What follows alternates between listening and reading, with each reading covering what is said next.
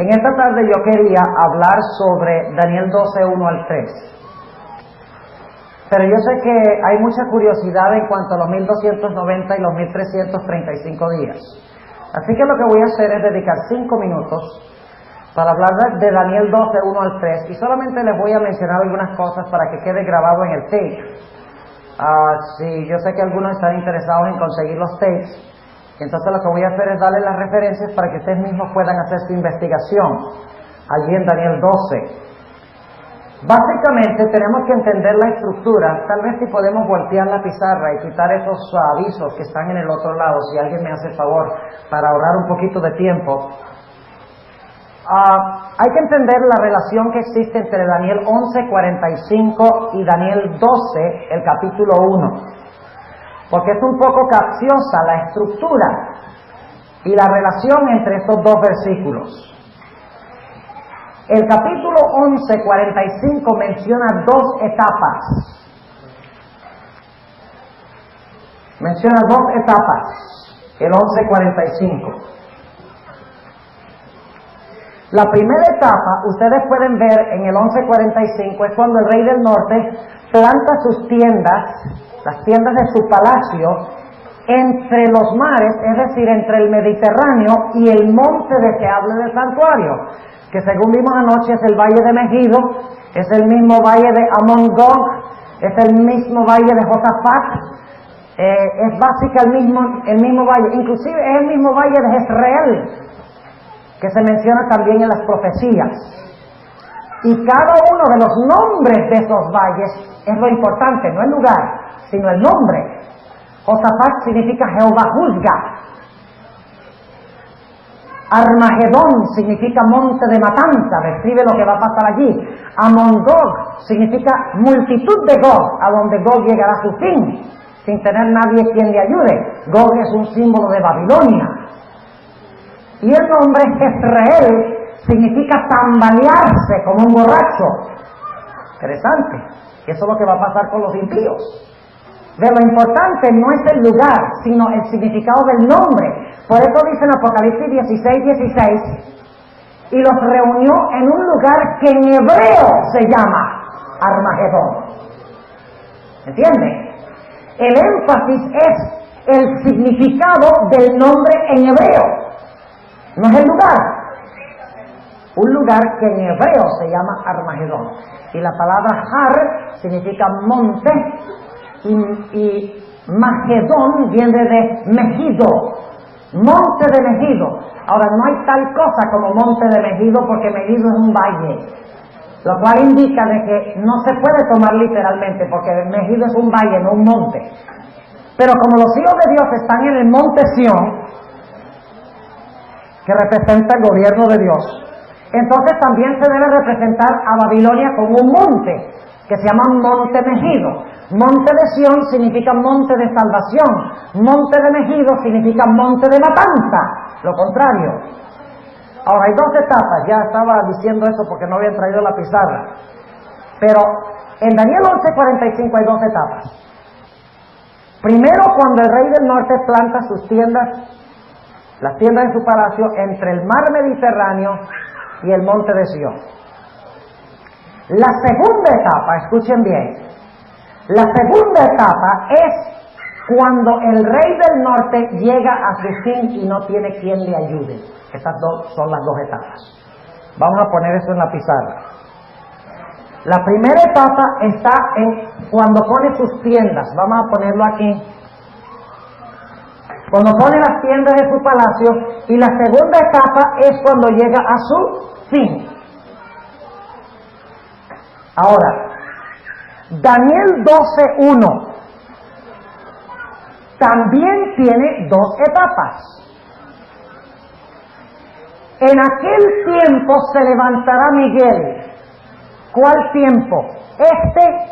¿El de las tiendas o llegará a su fin y no tendrá quien le ayude? Aquí. Yo les pregunto, cuando se levanta Miguel, ¿es que cae Babilonia? ¿Qué pasa después que se levanta Miguel? Viene el tiempo de angustia. ¿Y qué es lo que trae el tiempo de angustia? el hecho de que el rey del norte colocó las tiendas de su palacio al lado de Jerusalén para destruirla. ¿Recuerden lo que estudiamos esta mañana? ¿Está claro? Así que el levantamiento de Miguel sucede en aquel tiempo cuando el rey del norte coloca las tiendas en su palacio, listo para atacar a Jerusalén. La segunda etapa del versículo 1 del capítulo 12, que equivale a la frase que dice llegará a su fin y no tendrá quien le ayude, es la frase que dice en aquel tiempo tu pueblo será libertado, todo aquel que se hallara escrito en el libro. O sea que el pueblo es libertado al mismo tiempo que el rey del norte llega a su ¿qué? A su fin. ¿No es eso lo que vimos esta mañana? ¿Está claro? Hay que entender esto. El 11:45 menciona dos etapas y el 12:1 repasa las dos etapas diciendo que cuando él ponga las tiendas de su palacio para atacar a la iglesia, Miguel se levanta y dice, se acabó su reinado, ahora el reino soy yo. Y viene el tiempo de angustia. Y luego cuando está concluyendo el tiempo de angustia, las plagas, ¿ve? La sexta y séptima plaga son las últimas del tiempo de angustia. En la sexta plaga es que el rey del norte llega a su fin y no tiene nadie quien le ayude. ¿Por qué? Porque los reyes abandonan a Babilonia, a la ramera, los comerciantes la abandonan, las aguas se levantan contra ella, llega a su fin y no tiene quien le ayude. Y cuando llega a su fin, ¿quiénes son libertados de su poder? El pueblo de Dios. ¿Cuántos entienden lo que dijimos? Ok, es importante eso. Ve, ya tomamos 10 minutos en ese punto. Y todavía tenemos que llegar a los... Si no subimos los 1335 días, nos va a tener que esconder. Ahora, déjenme mencionar algunas cosas. Cuando dice, se levantará Miguel, y solo voy a hacer referencia, voy a leer ahora, pero presten atención, no me gusta leer, pero tengo que ponerlo para que lo tengan en el tape para estudiarlo. La palabra levantará es la palabra hebrea amad. Y siempre en Daniel 11 significa un rey que derroca a otro para comenzar a gobernar. ¿Oyeron lo que dije? Un rey que reemplaza al rey anterior para gobernar. Los versículos donde se encuentra esta palabra levantarse, Daniel 8:22, Daniel 8:23, Daniel 8:25, Daniel 11:2, versículo 14, versículo 20 y el versículo 21. Y un ejemplo clásico es el que tenemos en el capítulo 11 y el versículo 2, donde dice, de aquí en adelante se levantarán 3 reyes en Persia. ¿Qué significa eso? Que se levantarán 3 reyes. Significa que gobernarán 3 reyes. ¿Verdad? Así que levantarse significa empezar a gobernar. Yo les pregunto, hasta el momento cuando se cierra la puerta de la gracia, inclusive después que se cierra la puerta de la gracia, ¿en qué condición se encuentra el mundo? ¿Quién ha ejercido su gobierno? Satanás. Pero cuando se levanta Miguel dice, se acabó el gobierno de Satanás, ahora aquí voy a gobernar soy yo. Y todos estarán de acuerdo de que fue un error pensar que Satanás podía implementar un sistema de gobierno mejor que el de Dios. En el tiempo de angustia se verá claramente el estilo de gobierno que hubiera implantado Satanás si hubiera tomado el lugar de Dios. Imagínense un universo gobernado por un Lucifer. Óigame. Por eso Dios permite que el mal continúe, para que podamos ver con estos 2 ojitos, para que quedemos vacunados por la eternidad. Y no le creamos nunca más a otro que diga, ay, yo podría poner un mejor gobierno que el de Dios. Mi ley sería más justa, habría más libertad. Después del pecado en este mundo, nadie va a comerse un cuento tal. El universo quedará para siempre vacunado. Bueno, esa es la palabra Nagid, príncipe. Se encuentra en Isaías 9:4, Daniel 1:7, Daniel 8, 11 y 25, Daniel 10, 13, 20 y 21 y Ezequiel 28:2. Significativo este texto.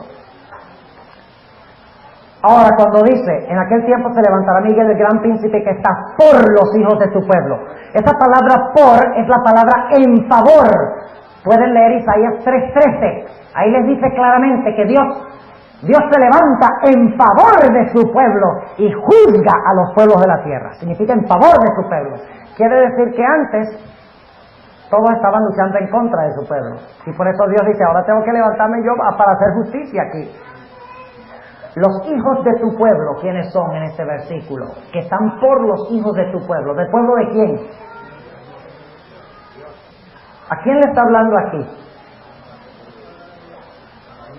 A Daniel. Dios le está diciendo que Miguel está por los hijos de tu pueblo, Daniel. ¿Y quién era el pueblo de Daniel? Ay, ahí tenemos un problema. Porque es que nosotros no somos israelitas.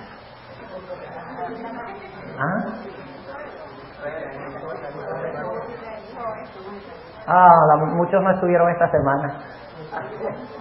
¿Quién es Israel? Es espiritual y está en todo el mundo. Si vosotros sois de Cristo, simiente de Adán sois.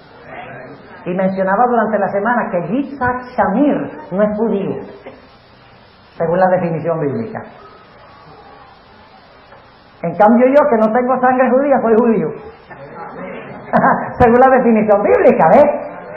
Ahora, en los tiempos de Daniel, el pueblo de Dios, su pueblo, según Daniel 9:24, eran los judíos literales. Ustedes leen Daniel 9:24, habla del pueblo de Daniel, pero en su época. Pero como esto apunta al final de la historia, el pueblo de Daniel, ¿quién es? El Israel espiritual. Muy bien. Tiempo de angustia. ¿Ve cómo estoy andando rapidito? Tiempo de angustia. ¿Cuáles textos debemos estudiar? Ineludiblemente Génesis 32:7. Porque ese es el tiempo de angustia de Jacob. Cuando Esaú venía a destruirlo, a aniquilarlo. ¿Y Jacob qué hace? Lucha con el ángel del pacto. ¿No es este el retrato que tenemos aquí en el tiempo de angustia? Luchando con Cristo, el ángel del pacto. El pueblo de Dios dice, no te soltaremos hasta que nos bendigas. Hasta que tengamos la certeza de que nos vas a proteger de nuestros enemigos. ¿Qué se le dio a Jacob después que venció? Un nuevo nombre. ¿Recibirán los hijos de Dios un nuevo nombre? Lean Isaías 65, ahí dice que Dios nos dará cuando venzamos un nuevo nombre. Qué lindo. Ahora, también deben leer Jeremías 37. Porque ahí habla del tiempo de angustia de Jacob, pero ahí ya es una profecía aplicando lo que le pasó a Jacob a los últimos días. ¿Saben ustedes algo interesante? Yo busqué todas las referencias a la palabra tiempo, la expresión tiempo de angustia. ¿Y saben lo que descubrí? Cada vez que se menciona la expresión tiempo de angustia, se refiere a un tiempo de crisis cuando los enemigos vienen a tratar de destruir al pueblo de Dios. Siempre. Otras referencias. Segunda de Reyes 19:3, Nehemías 9:27, Salmo 9:9, Salmo 37, 38 y 39, Salmo 46:1, nuestra lectura bíblica de esta mañana. Ojalá hubiéramos tenido tiempo de yo hablarles sobre el Salmo 46. ¡Oh, qué salmo tan tremendo! Léanlo. Ahí en el Salmo 46:1, que está describiendo el tiempo de angustia cuando las aguas braman alrededor de Jerusalén. De Jerusalén fluyen ríos cristalinos. Yo no sé si ustedes se dieron cuenta del contraste. El versículo 1 al 3 hay guerra y hay aguas turbulentas alrededor de la ciudad. Y de repente en el versículo 4 habla de la paz que existe en la ciudad de Dios. Es como un cambio drástico, porque está hablando de los que están afuera y de los que están adentro. El tema que hemos estado tratando durante esta semana. Salmo 50, 15 y 16, Salmo 91, 15. Salmo 91 está hablando del tiempo de angustia. Salmo 138, 7, Isaías 33, 2. Isaías 37, 2, Sofonías 1, 15, Nahum 1, 7 y Habacuc 3, 16. Cada una de esas referencias está en el contexto de versículos que hablan de la segunda venida de Cristo. Interesante, léalo. No tenemos tiempo de hacerlo. Y si ustedes quieren entender la frase que dice, que llegará a su fin y no tendrá quien le ayude, lean Isaías 47. Ahí se usa la idéntica expresión, que Babilonia llegará a su fin y no tendrá quien le ayude. Y ahí es Babilonia. Ya sabemos que el rey del norte entonces es ¿quién? Babilonia. Y entonces tenemos que conectarlo con ¿qué libro? Con Apocalipsis. ¿Entienden? Ahí está el vínculo entre Daniel y Apocalipsis. Bueno, ¿qué más decimos? Vamos a los 1290 y los 1335.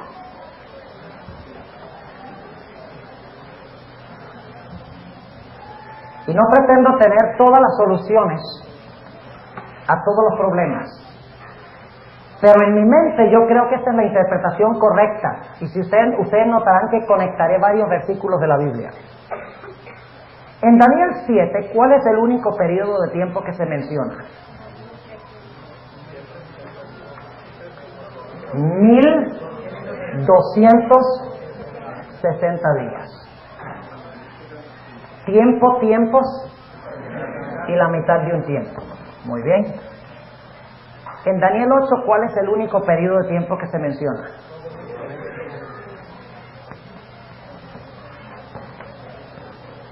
Los 2300 días. Son los dos periodos de tiempo que se mencionan en el libro de Daniel. ¿Correcto? ¿Hay alguno más? Bueno, se mencionan los 7 tiempos en Nabucodonosor. Pero ya sea aparte, porque eso es historia. Pero digo, proféticamente, antes del capítulo 12 son los únicos dos que se mencionan, ¿correcto? Ahora, ¿cuáles son? Bueno, en Daniel 12 se menciona nuevamente así que vamos a dejar eso a un lado, porque ya está mencionado. Pero ¿cuáles otros dos se mencionan en Daniel 12? 1290 y 1335. Ahora, esto los he puesto en esta columna por una razón especial. Porque vamos a encontrar que los 1290 días guardan una relación estrecha con los 1260 días. Y los 1335 días guardan una relación estrecha con los 2300 días. Son los 4 periodos de tiempo que menciona Daniel. Vamos a encontrar que los 2300 días enfatizan algo que sucedió en el cielo en 1844. Pero vamos a ver que lo que sucedió al concluir los 1335 días es algo que sucedió en la tierra en 1844. ¿Vamos bien? ¿Cuántos entienden hasta dónde vamos? No, todavía no les he dado la evidencia, pero ¿cuántos entienden hasta dónde hemos llegado, lo que les he dicho? A ver, ¿vamos bien? Ok. Ahora, ¿cómo sabemos nosotros que estos periodos de tiempo en Daniel 12, bueno, ¿por qué puse aquí Daniel 8? Bueno, aquí tenemos entonces, aquí tenemos los de Daniel 12, aquí. Estos son Daniel 12, y estos aquí son los de Daniel 7 y los de Daniel 8. Ahora, ¿cómo sabemos que hay una relación estrecha entre Daniel 8 y Daniel 12? Por una razón muy importante. Y es que el marco es el mismo. Vamos un momentico a Daniel 8. Vamos a Daniel 8. Y solo estoy lanzándole ideas para que ustedes sigan estudiando esto. No podemos, tomaría un par de horas realmente hacer todo lo que tenemos que hacer. Pero quiero que tengan la idea, que les ayude a estudiarlo. Daniel 8 y el versículo 13. Y ahora escuchen bien, oí un santo que hablaba. Y otro de los santos dijo a aquel que hablaba. ¿A dónde están estos santos? ¿En la tierra o en el cielo? En el cielo, muy bien. Hay un santo que está hablando a otro santo. ¿Y cuál pregunta hace? ¿Hasta cuándo? Recuerden esa palabra, esa expresión. ¿Hasta cuándo durará la visión del continuo sacrificio y la prevaricación asoladora que pone el santuario y el ejército para ser hollados? Escuchen bien. ¿Hasta cuándo es que ese poder va a asolar el continuo? ¿Va a colocar la prevaricación asoladora? ¿Hasta cuándo va a pasar eso? Ese poder cae en la tierra en 1798. Pero es hallado falso en el cielo en 1844. ¿Entienden? Noten la pregunta otra vez. Dice, ¿hasta cuándo durará la visión del continuo? ¿Con qué profecía tiene que ver el continuo? ¿Con cuál de las dos? ¿Los 1270 o los 2300? Los 1270. ¿Hasta cuándo durará la visión del continuo y la prevaricación asoladora que pone el santuario y el ejército para ser hollados? Ahora, ya vimos en Daniel 7 que dura 1260 años. Pero en el próximo versículo va a explicar que su poderío terminará en 1844. Entonces surge la pregunta, ¿termina cuándo? ¿En 1798 o en 1844? ¿Cuándo es que termina? A ver, ¿cuántos dicen que en 1798?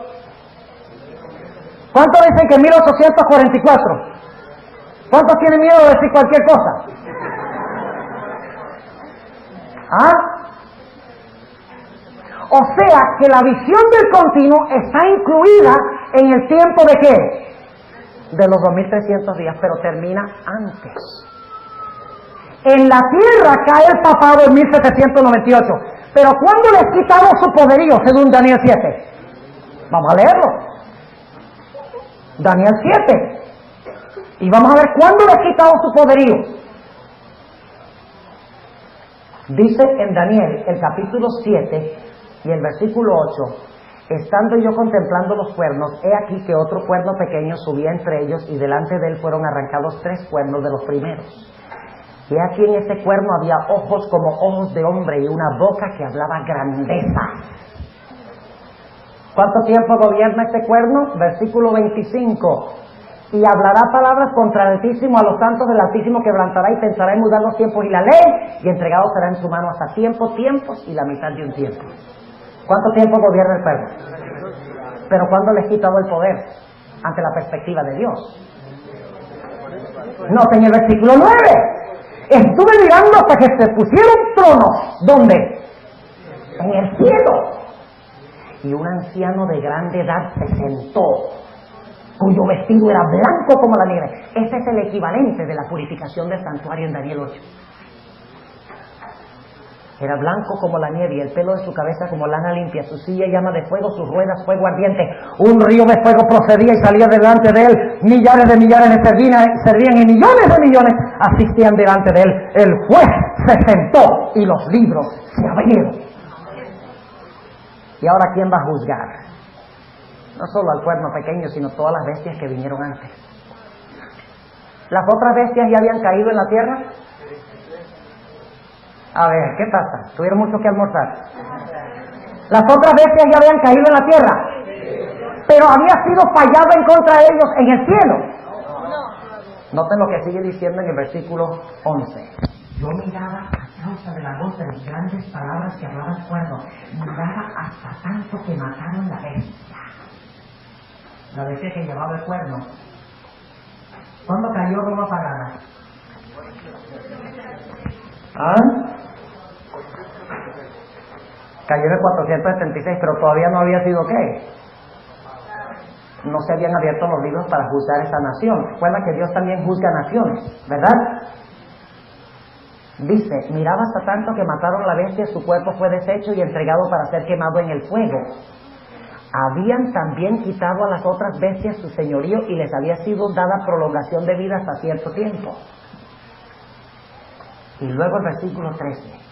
Miraba yo en la visión de la noche y aquí en las nubes del cielo como un hijo de hombre que venía y llegó hasta el anciano de grande edad e hicieronle llegar delante de él y fuele dado señorío y gloria y reino. ¿Cuándo es que recibe Jesús el señorío, gloria y reino? En el momento del juicio.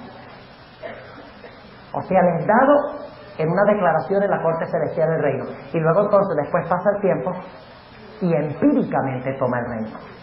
Notemos que se repite nuevamente esto mismo en el versículo 21. Y veía yo que este cuerno hacía guerra contra los santos y los vencía, hasta tanto que vino ¿quién?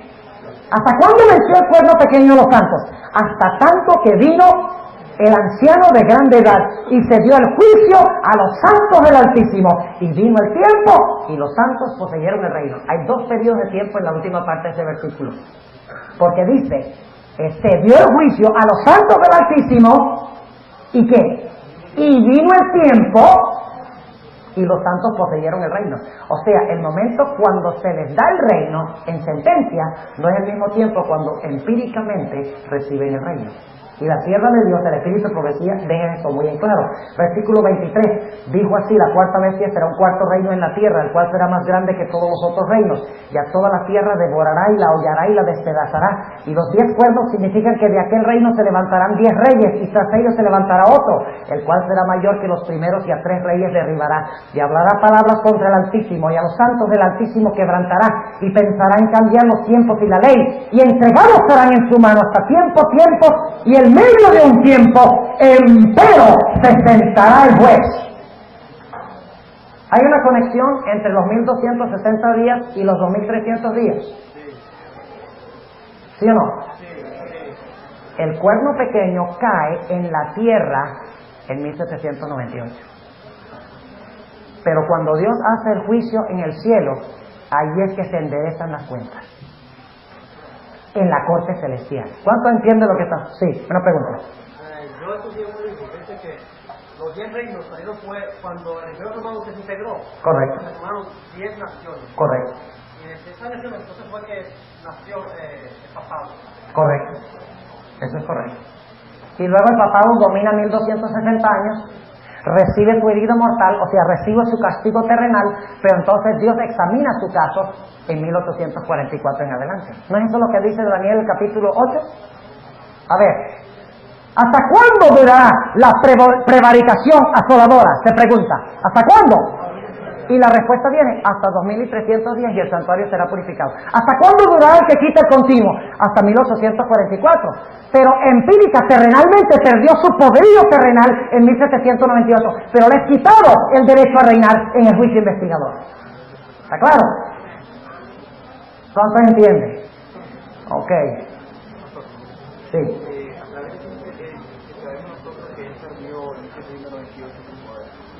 ¿A base de qué sabemos que perdió su poder en 1798?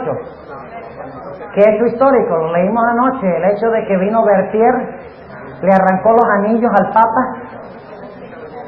El mismo día que estaba celebrando el aniversario de su ascenso al trono, estaba celebrando una fiesta en la Capilla Sistina, según leímos anoche, gozándose.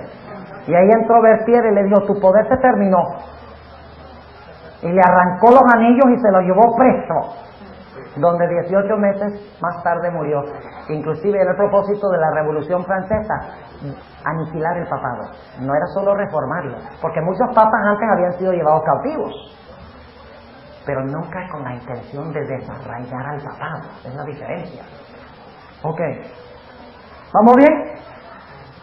Sí. Pastor, si en el año 1844 empieza el juicio, y la palabra dice que el juicio de Dios empieza por la casa de Israel, por nosotros, ¿cómo es que podemos aplicar el juicio al papado, que no es la casa de Israel, correcto, por nosotros? Correcto. Por la sencilla razón de que el cuerno pequeño durante la Edad Media hacía todo con referencia al reino de Dios. Pisoteó la verdad de Dios, pisoteó el santuario de Dios, pisoteó a los santos de Dios. Y al Dios examinar los casos de los santos, ¿qué pasa automáticamente con el cuerno pequeño? Es hallado falso. Además de eso, hermano, el papado pretendía ser cristiano, pretendía ser la casa de Dios. ¿Ah, no? ¿Qué pretende ser el Papa? Vicarius Filii Dei. No pretende ser Vicarius Nimrod Dei, que eso es en verdad. Entonces, siendo que pretende, es que el juicio analiza los casos de todos los que pretendieron servir a Cristo. La casa de Dios no solamente es la iglesia adventista, sino que son todos los cristianos que alguna vez profesaron el nombre de Jesús, según dice el Espíritu de Profecía. Ok. Volvamos a Daniel 12. ¿Qué horas tenemos?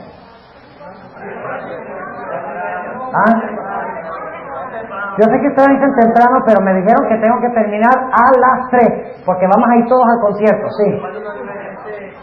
El pueblo pequeño, el poder del pueblo pequeño era hasta 1798. Usted dijo que también en 1844 perdió su poder. Acá en eso en 1798 pierde su poder en la tierra. En 1844, a partir de eso, es pronunciado falso en el cielo. ¿Y cuál es el juicio que más vale? Este es revocable. Este es irrevocable. ¿Ah? Ajá, exactamente. Ahora, pero pastor, todavía no ha dicho nada de los 1335. Pero hay que ir paso por paso. Ahora, vamos al versículo, vamos a notar. Ustedes recuerdan el ambiente de Daniel 8, ¿verdad? Hay dos seres que están hablando, uno al otro, ¿verdad? Y uno le pregunta al otro, ¿hasta cuándo durará la visión del que pisotea el continuo sacrificio y pone la abominación asoladora? Y el otro le dice, bueno, hasta 2300 días y se arreglará la situación, el santuario será justificado. ¿Ok? Ahora, ¿tenemos el mismo ambiente en Daniel 12? Fíjense, Daniel 12 y empezando en el versículo 4. Tú, empero, Daniel, cierra las palabras y sella el libro hasta el tiempo del fin. Pasarán muchos y multiplicaráse la ciencia. Esa frase es muy importante. Ahora, yo creo que nosotros hemos creído siempre que eso quiere decir que en los tiempos del fin va a haber muchos cohetes y cepillos de dientes eléctricos. Y todas esas cosas tecnológicas, modernas. Ese texto nada tiene que ver con el self-bomber. No, nada, en absoluto. Habla de un tiempo, a partir del tiempo del fin, que la ciencia o el conocimiento del libro de Daniel aumentaría. Ahora escuchen bien. Sucedió algo espectacular entre 1798 y 1844 en la Tierra. ¿Qué sucedió?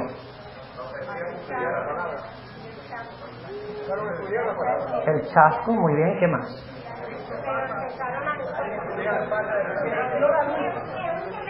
Babilonia.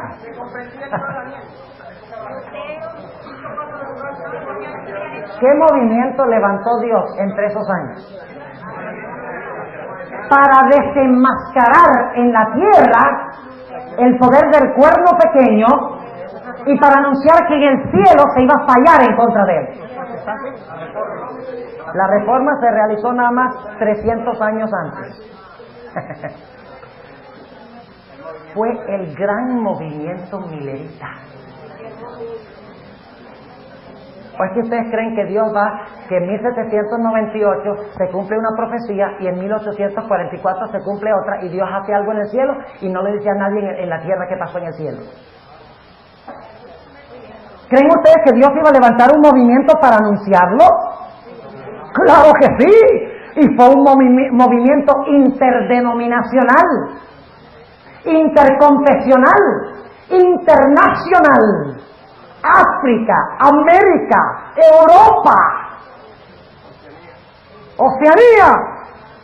Y el mensaje central era hasta 2300 días y el santuario será purificado. Y decían, ha caído el papado, tal cual lo dijo la profecía. Ahora en 1844 Cristo vendrá. Claro, ellos no entendían de que en 1844 Cristo iba a empezar a fallar en contra de todas esas personas que se levantaron, que pretendían ser siervos de Dios, pero que se habían levantado contra la iglesia de Cristo. Pero no seamos muy duros con ellos. Algunos dicen la iglesia adventista se funda sobre un chasco. Pues toda la iglesia cristiana se funda sobre un chasco. ¿Hablamos de eso? ¿Ah? Se hizo un gran anuncio una semana antes de que Cristo fuera crucificado. ¿Recuerdan 8 días antes? La entrada triunfal a Jerusalén. ¡Oh, Hosana! Al hijo de David que viene como rey. Y todos creían que venía como rey. Sabían que se iba a cumplir una profecía de tiempo, la profecía de las 70 semanas. Y Jesús mismo les dijo que consiguieran el asno, que era señal de un rey. Jesús mismo engañó entonces a la gente. Cuidado. Y entró a Jerusalén, tiraban palmeras, señal del rey que entraba a Jerusalén. Ese va a sentar en el trono de David, va a destruir a los romanos y va a poner el reino eterno.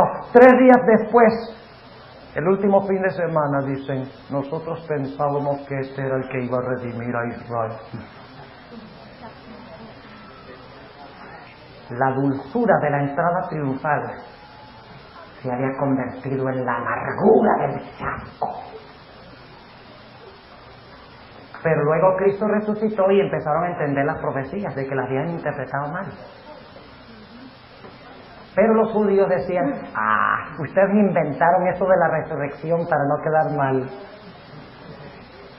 Y hasta el día de hoy los evangélicos dicen, ustedes los adventistas, ustedes inventaron eso de la entrada al lugar santísimo para que no se vieran tan mal.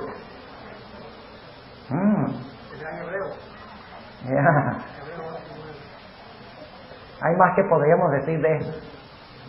Pero si la iglesia adventista fue fundada en un chasco, la iglesia cristiana también. Y luego después fue necesario que los apóstoles salieran y profetizaran otra vez. Y lo mismo la iglesia adventista. Y los apóstoles fundaron la iglesia cristiana y los adventistas fundaron la iglesia adventista. Bueno, esa es otra cosa, diferente. Tú, empero Daniel, cierra las palabras y sella el libro. ¿Cuál libro? Hasta el tiempo del fin. Pasará mucho sin multiplicarse la ciencia. O sea, iba a venir un tiempo cuando el conocimiento del libro de Daniel iba a aumentar. ¿Y el libro iba a ser qué?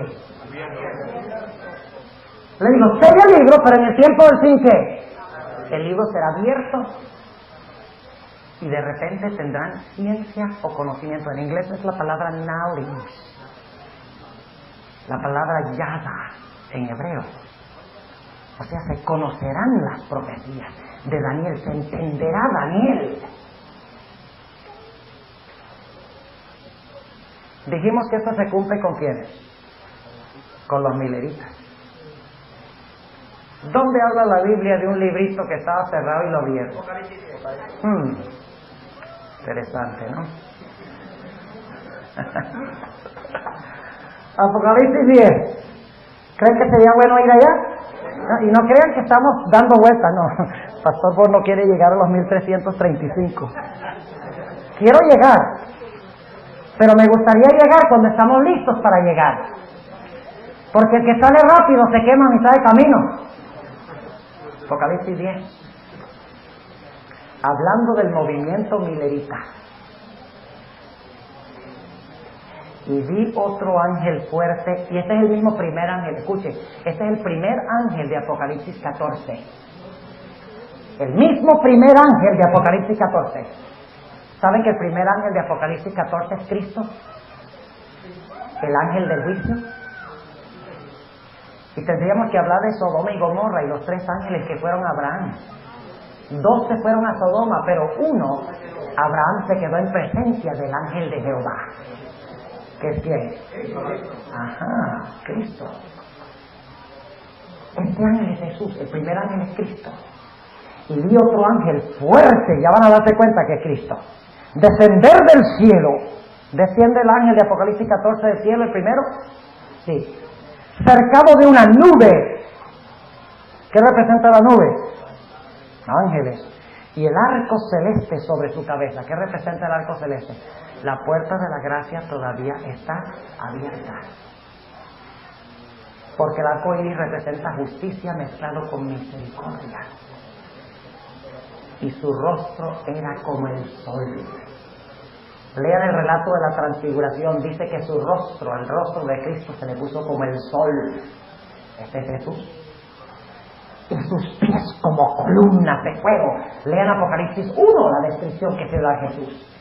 Dice que sus piernas eran como bronce, bruñido y encendido. Y ahí tendríamos que hablar de los dos pilares que dirigieron a Israel en el desierto. No nos metamos a eso.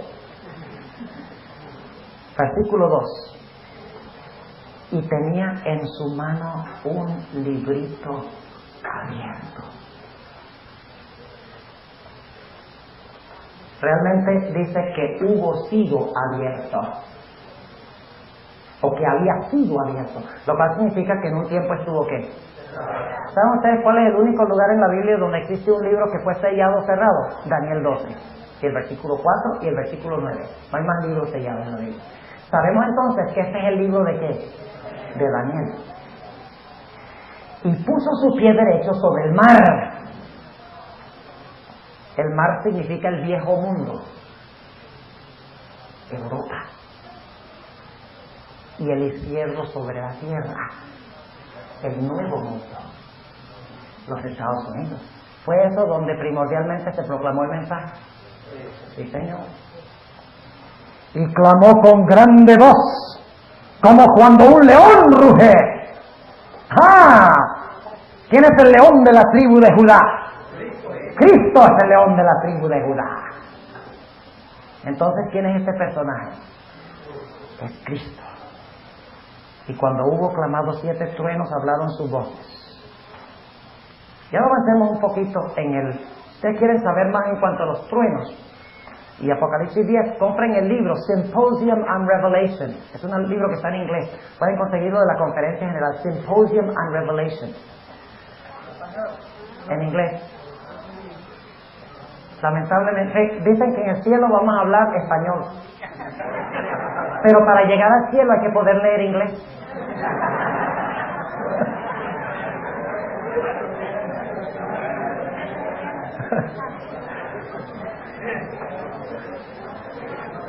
No, los gringos dicen que en el cielo se va a hablar inglés, porque no son capaces de aprender español.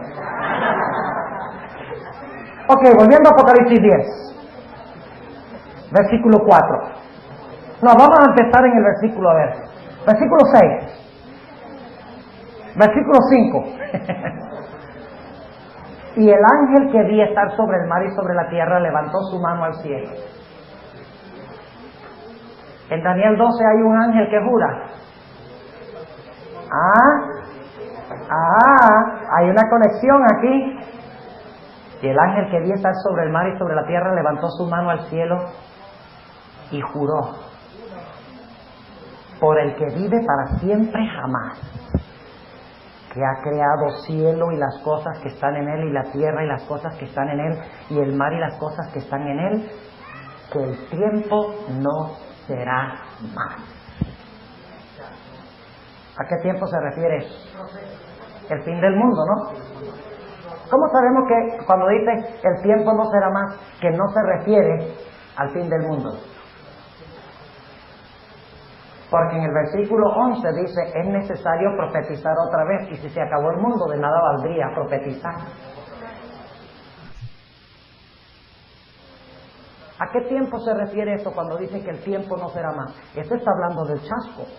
Está hablando de 1844. Noten lo que sigue diciendo en el versículo 7.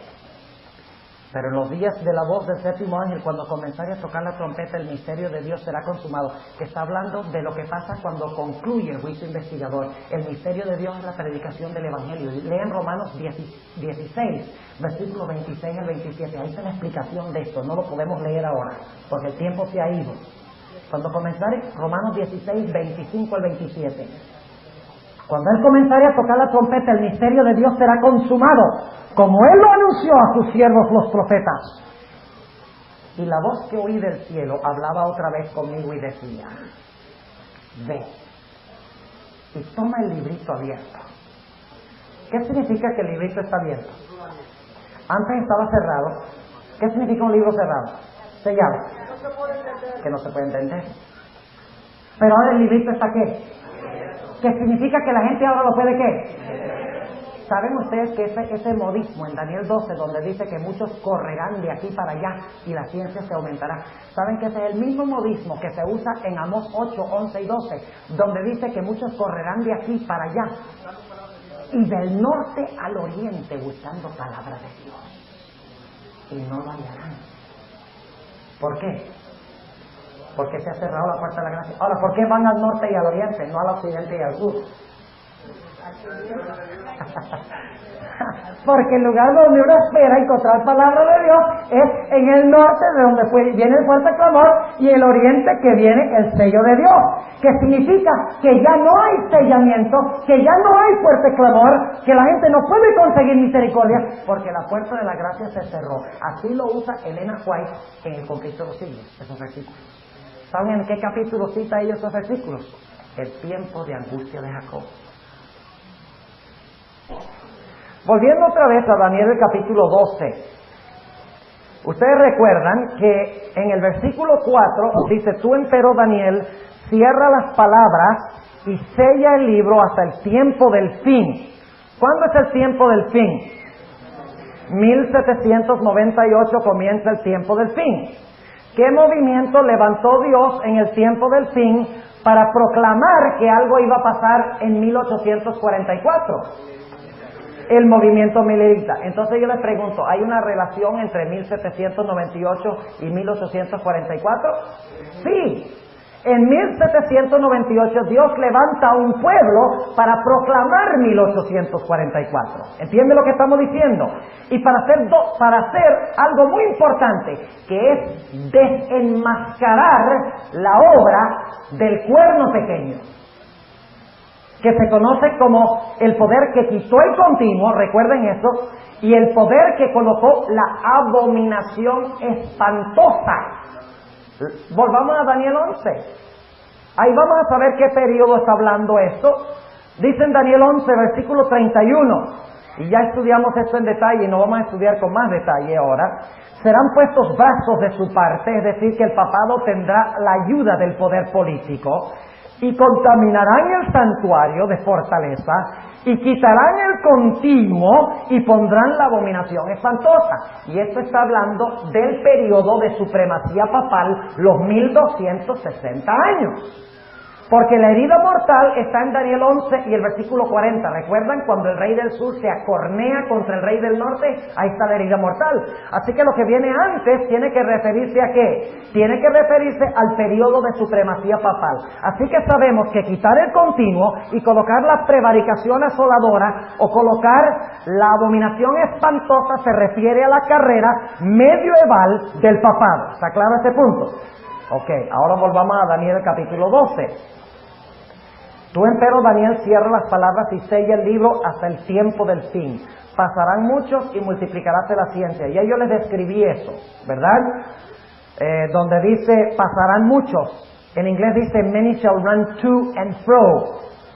O sea, muchos correrán de aquí para allá. Es el mismo modismo de Amós 8, 11 y 12, donde la gente corre de mar a mar y de norte a oriente buscando palabra de Dios. Solo que en Amós no la hallarán. Aquí todavía la hallarán porque el libro sellado se va a abrir. Ahora, ¿dónde habla la Biblia de cuando se abrió el libro? No hay duda alguna. Volvamos otra vez. Ahí estábamos cuando terminamos. En Apocalipsis, el capítulo 10. Apocalipsis el capítulo 10. Ya identificamos a este ángel. ¿Quién es este ángel? Este ángel es Cristo, por varias cosas que mencionamos en los primeros 2 versículos, primeros 3 versículos en realidad. Y estábamos en el versículo 6. Noten que hay un ángel que hace ¿qué cosa? Este ángel ¿qué hace? Jura. Levanta la mano y jura, no olviden eso. Por el que vive para siempre jamás, que ha creado el cielo y las cosas que están en él, y la tierra y las cosas que están en ella, y el mar y las cosas que están en él, que el tiempo no será más. ¿Cuál tiempo? ¿Cuál tiempo? 1260, pero esto está hablando específicamente de qué fecha. ¿Qué fecha todavía no ha llegado? Esto está hablando del chasco. ¿Cuál fue la fecha del chasco? O sea que cuando se anuncia que el tiempo no será más, se refiere al hecho de que 1844 es la última profecía ¿de qué? De tiempo. Por lo tanto, escuchen bien lo que les voy a decir. Si ustedes encuentran a alguien que está jugando con las profecías de tiempo y está aplicando los 1335 días y los 1290 días, tratando de fijar fechas para el cierre de gracia, para la ley dominical, para el derramamiento de la lluvia tardía o cualquier otro evento, córranle como la lepra. Y lo digo con convicción, porque miren, la última fecha profética que sabremos, el último periodo profético que sabremos es 1844. Punto final. Y si yo hubiera sabido que iba a ampliar tanto los 1335 años, les hubiera traído 3 páginas de citas que tengo de los escritos de Elena White, donde ella dice que nunca más se fijará una fecha para ningún evento profético. Lo dice clarito. Y hay una nueva compilación del espíritu de profecía sobre eventos finales, y hay un capítulo entero con muchas más citas que las que yo tengo en esas 3 páginas. Pero yo he traducido muchas de las citas que solo están en inglés. Si alguno está interesado, puede darme su dirección y yo le mando esas 3 páginas de citas del espíritu de profecía. Anóteme su nombre y dirección, ponga citas sobre fijar tiempo y yo les mando esto sin cobro alguno. Pues estamos en sábado y no les puedo cobrar. Pero si ya se hubiera puesto el sol, de todas maneras no les cobraba. Ahora, está claro, el tiempo no será más. ¿Cómo sabemos que eso no se refiere al fin del mundo?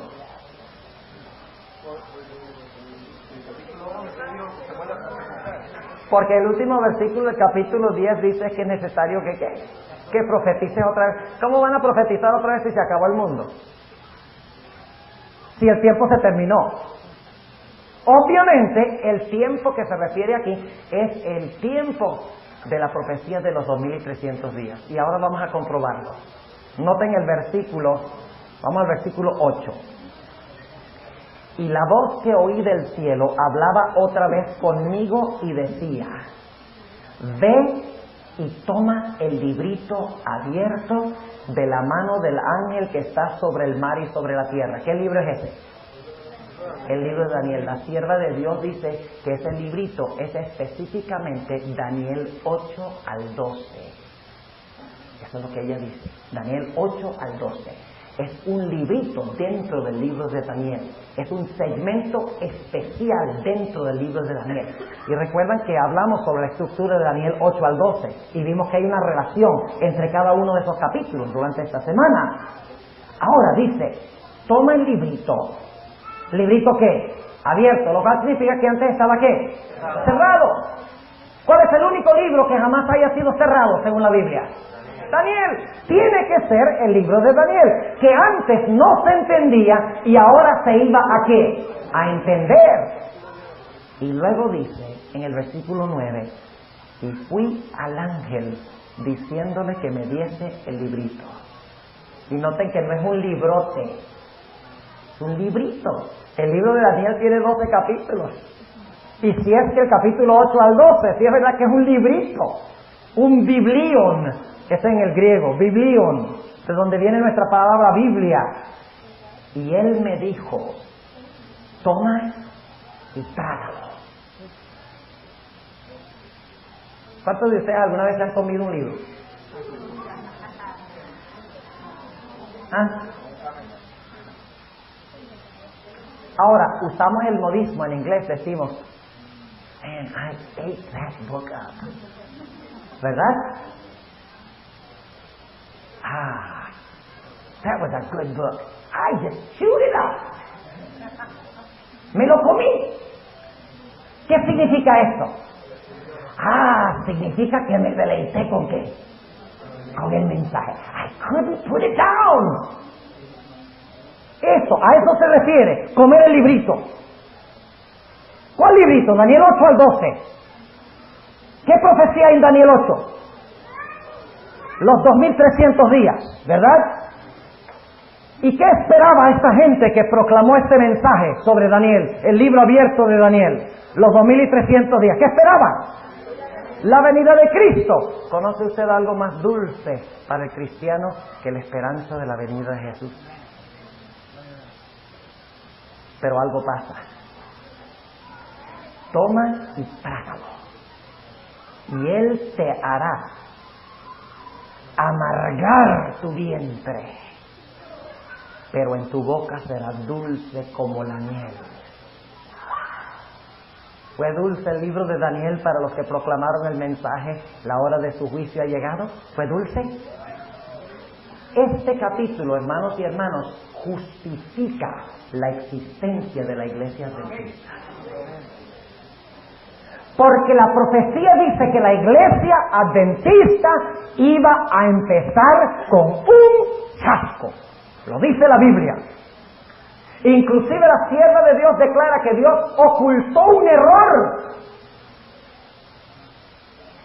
en la predicación de los mileritas en cuanto a lo que iba a pasar, porque quería probar la fe de las personas que estaban escuchando el mensaje del advenimiento. ¿Y cuántos quedaron después del zarandeo?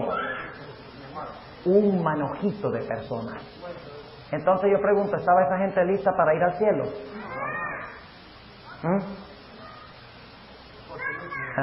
¿Por qué permite Dios que venga el tiempo de angustia sobre el pueblo de Dios? Para que se pueda determinar quién es quién. ¿Quién sirve a Dios por los panes y los peces? ¿Quién sigue a Jesús por los panes y los peces? ¿Y quién sigue a Jesús porque le aman? Como dice el libro de Job.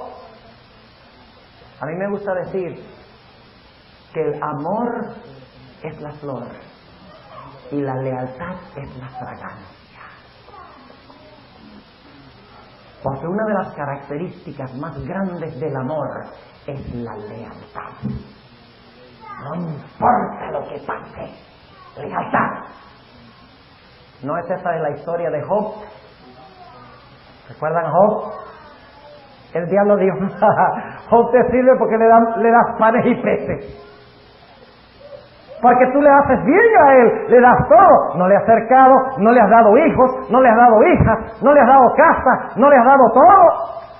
Por eso te sirve. Quítale lo que tienes y verá cómo te blasfema. Y oigan, Dios se pone en problemas porque Él dice, bueno, está bien. Pruébalo. Óigame. Y sin embargo Job dice, Dios dio y Dios quitó, alabado sea el nombre de Jehová. Aunque me matare, aún confiaré en Él. Eso es amor. Amor no es este machi-guachi sentimiento, esta emoción momentánea de que amo al Señor. El amor es un principio que determina y colorea todas las actividades y los pensamientos de nuestra vida. Eso es amor. No cambia nunca. El amor nunca deja de ser. Y es triste que los evangelistas de la televisión hoy están predicando que si tú te entregas a Jesús, de repente se te va a convertir toda tu casa y tus árboles van a derramar oro. Como Robert Schuller, por ejemplo. ¿Saben quién es Robert Schuller? El hijo mío dice que parece un caimán. Ahora, yo no digo eso porque no es bueno llamar nombres a la gente, pero él dice, no hay una doctrina en la iglesia cristiana que haya causado más daño que la doctrina del pecado.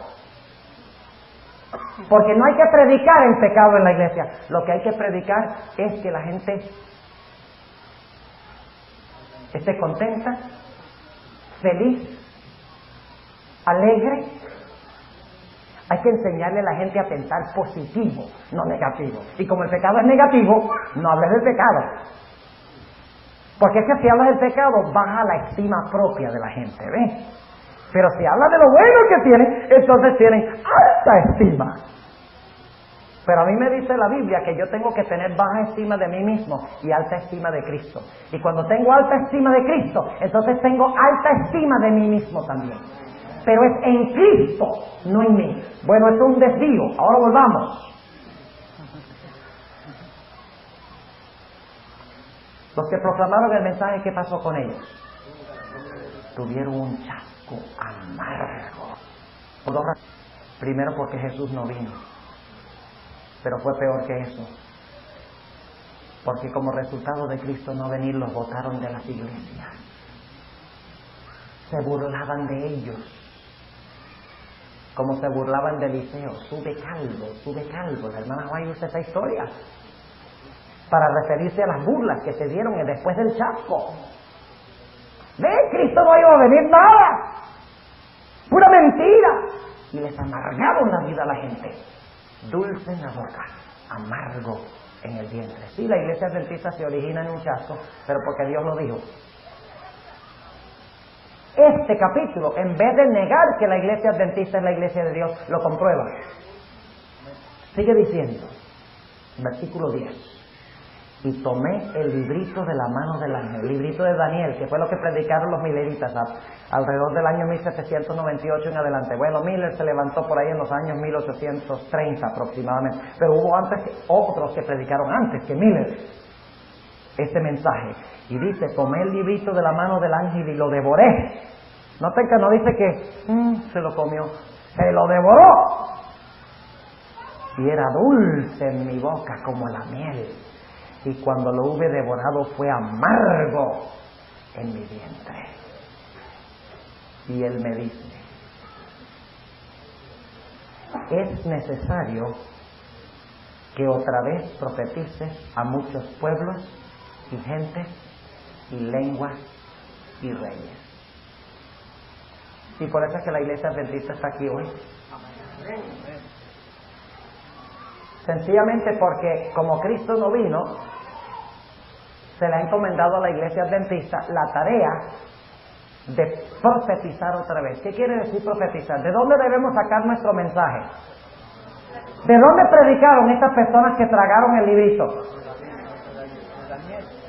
De toda la Biblia, pero específicamente ¿de dónde? De Daniel. Ahora, ¿puede usted profetizar otra vez si no ha profetizado antes? No. ¿Qué significa la palabra otra vez? Significa que hay que hacerlo de nuevo. O sea, ¿cuál es el mensaje central aún de la iglesia adventista? Las profecías ¿de qué? De Daniel y Apocalipsis. Eso es lo que tenemos que estar predicando. Dejémonos de tantos jueguitos, fun and games, y de estar echando un cuentico.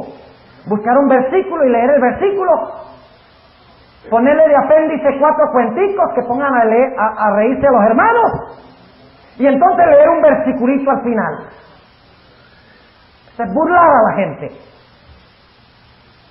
Nuestros hermanos están hambrientos y sedientos de la solidez de la palabra. Yo he podido comprobar otra vez eso esta semana con los jóvenes. ¿Quién se hubiera imaginado los jóvenes viniendo mañana y tarde a escuchar sermones sobre algo tan aburrido como Daniel 11? ¿Ah? No, a los jóvenes hay que hablarles de sexo y matrimonio. Ese es el tema candente. ¿Cómo prepararte para el matrimonio? Que tú te puedes preparar para el matrimonio, pero si no te preparas para la segunda venida, de nada te valió el matrimonio.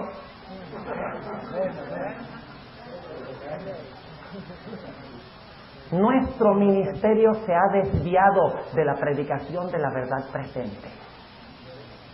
Ahora entiendan bien, no por eso estoy diciendo que la iglesia adventista ha sido abandonada, porque eso es lo que hacen algunos. Algunos dicen, ya no se está predicando el mensaje, yo me voy a otro grupo y entonces predicamos el mensaje. Saben que yo he estado en la iglesia adventista ya trabajando casi 20 años como ministro y nunca me han prohibido predicar los mensajes que yo predico en la iglesia. ¿Ustedes creen que la conferencia general dice, cuidado con predicar el mensaje de Daniel? Los culpables no son la conferencia general, ni los presidentes de la conferencia. ¿Los culpables son quiénes? ¿Me atrevo a decirlo? Los ministros. Y más que eso, los laicos son los culpables, porque ya no estudian la Biblia. Ahora, volvamos a Daniel 12. Otro paréntesis. Volvamos otra vez a Daniel 12, vamos paso por paso aquí, Daniel el capítulo 12, ya vamos a llegar a los 1335.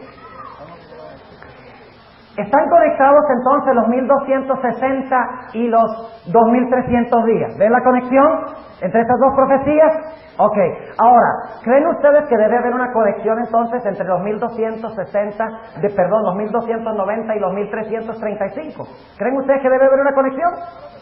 Si los 1290 están relacionados con los 1260, sería razonable, y claro, no debemos ir por la razón sino comprobarlo, y lo vamos a hacer, sería razonable concluir que los 1335 van relacionados con los 2300, porque son los únicos dos periodos de tiempo que se mencionan en Daniel, 1260 y 2300, fuera de los periodos de tiempo que tenemos ¿dónde? En Daniel capítulo 12. Ahora vamos a Daniel capítulo 12 y el versículo 5. ¿Ustedes recuerdan el ambiente de Daniel 8? Había un ser que estaba hablando con otro ser, ¿recuerdan? Y uno de los seres le preguntó, ¿hasta cuándo serán estas cosas? ¿Recuerdan? Tenemos el mismo ambiente en Daniel 12. Noten el versículo 5. Y yo, Daniel, miré, y aquí otros dos que estaban el uno de una parte a la orilla del río y el otro de la otra parte de la orilla del río, lo mismo que tenemos en Daniel 8. Y dijo al varón vestido de lienzos que estaba sobre las aguas. Fíjense, ¿hay cuántos aquí? Hay 3. Uno en un lado, otro en el otro lado y uno que está encima del río. Que es el varón vestido de lienzos, que ¿quién? Jesús, exactamente. Y dijo al varón vestido de lienzos que estaba sobre las aguas del río, ¿cuándo será el fin de estas maravillas? Versículo 7. Y oía al varón vestido de lienzos que estaba sobre las aguas del río, el cual alzó su diestra y su siniestra al cielo y juró. ¿Alguna conexión con Apocalipsis 10? Entonces hay que conectar Apocalipsis 10 con Daniel 8 y Daniel 8 con Daniel 12, ¿sí o no? ¡Claro que sí! Y dice que levanta sus manos, y dice que juró por el viviente en los siglos, que será por tiempos y la mitad. ¿Cuánto tiempo es eso? ¿Tienen ustedes algún problema con ese periodo de tiempo? Está bien, ¿verdad? ¿Son 1260 días literales o simbólicos? Simbólicos, claro. Ahora yo les pregunto, si en Daniel 12 los 1260 son simbólicos, ¿por qué los 1290 y los 1335 van a ser literales? Hay un principio, escuchen bien lo que les voy a decir. Hay un principio de interpretación profética que es de hierro. ¿Cómo? Día por año, sí. Pero escuchen bien lo que voy a decir. El principio día por año se aplica únicamente en la dispensación de la iglesia. Escuchen lo que estoy diciendo, muy importante. Antes de que el Señor Jesucristo ascendiera al cielo, después de venir literalmente a la tierra y de estar literalmente con Israel, todos los periodos proféticos se expresaban en idioma literal. Ejemplo, Nabucodonosor se volverá loco 7 años. Israel pasará en Egipto 400 años. Israel pasará cautivo en Babilonia 70 años. Siempre, y algunos dirán, pero quedan las 70 semanas. Ahí también se aplica el principio, porque literalmente dice en el idioma hebreo, 70 semanas de años están determinadas sobre tu pueblo. No hay que usar el principio día por año para las 70 semanas, porque ya en el original dice 70 semanas de años. Así que aún allí se expresa en idioma literal. O sea que todos los periodos proféticos que se cumplen en el Antiguo Testamento se expresan en lenguaje literal. Pero los periodos de tiempo proféticos que se aplican al periodo de la iglesia antes de la venida de Jesús se entienden simbólicamente. Y luego, ¿y saben lo que lo determina? La presencia literal o espiritual de Cristo. Cuando Cristo está presente literalmente, los periodos de tiempo son literales. Cuando Cristo está presente espiritualmente a través del Espíritu Santo y se ausenta corporalmente, los periodos de tiempo son simbólicos. Y luego cuando Cristo regrese en poder y gloria, nuevamente los periodos serán literales. ¿Saben que una vez me hicieron una pregunta? Y me mataron porque yo no había pensado de eso. Eso fue lo que me llevó a pensar de este principio. Me dijo un joven, mire pastor, los adventistas dicen que los 1260 días son años. O sea, dicen que son simbólicos los días. Dicen que los 1335 días son años. No días, sino años, que son simbólicos. Dicen que los 3 días y medio de la Revolución Francesa son no días, sino años. Dicen que los 2300 días no son días, sino que son años. Entonces, ¿por qué los 1000 años no son simbólicos?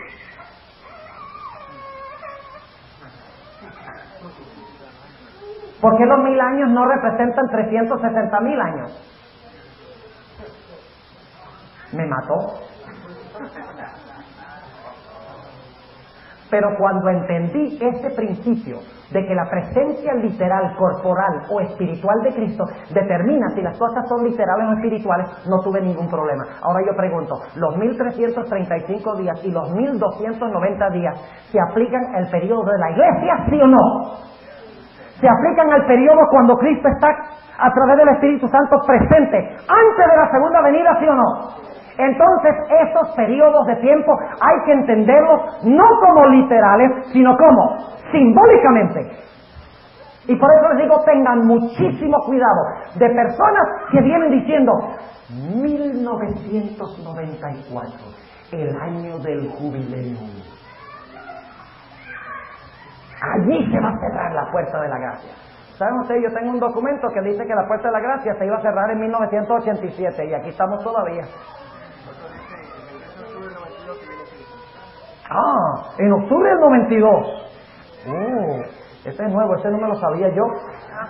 Y lo que hacen es calcular los jubileos y calcular los 1335 días. Déjenme preguntarles, hermanos, ¿de qué nos sirve a nosotros poner fechas ahora? Nosotros ahora estamos en un tiempo de expectativa de la segunda venida de Jesús. 1844 fue la última fecha, no hay más fechas. La hermana White dice que nuestro mensaje no reposa sobre una fecha. Si nuestro mensaje tuviera que reposar sobre una fecha, estaríamos en problemas. ¿Saben lo que pasa cuando la gente pone fechas? Cuando se pasa la fecha, la gente cree menos que antes. La fe de los hermanos de la iglesia es desarraigada, es debilitada. Y muchos de nuestros hermanos pierden la fe como resultado de eso. Sí, mi hermano. Eso dijo que la hora y la fecha ni él no lo sabía. De la segunda venida. Sí, ni él no lo sabía. Exactamente. Y todavía colocan fecha. Eso no quiso decir que él no la sabía, porque no la conocía, porque es Dios. Lo que pasa es que eso hay que decir. Pero el énfasis que él quiere decir es que nadie sabe el día ni la hora. Es decir, que no podemos... No, lo que quiere decir que no, él no quería saber eso. es como Pablo también dice, yo no quiero saber qué otra cosa que esto y esto y esto. No quiere decir que no se quiera... Sí, pero el énfasis que está haciendo él es que no podemos poner una fecha para la segunda venida, porque nosotros no sabemos la fecha de la segunda venida. Ese es el punto de énfasis. Sí. Exacto, mi hermano, por favor, comentario y luego vamos a seguir, porque esperamos que vamos a seguir a 2335, sí.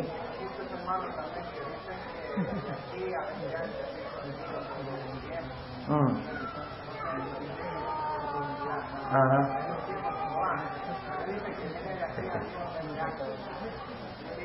¿Sabes cuál es el problema? A veces somos como los testigos de Jehová. Creo que pusieron la fecha de la venida de Cristo para los años 1890 y algo. Jesús no vino. Entonces, en 1914 tampoco vino. 1918 tampoco vino. Ah, no, pero es que vino espiritualmente en 1914.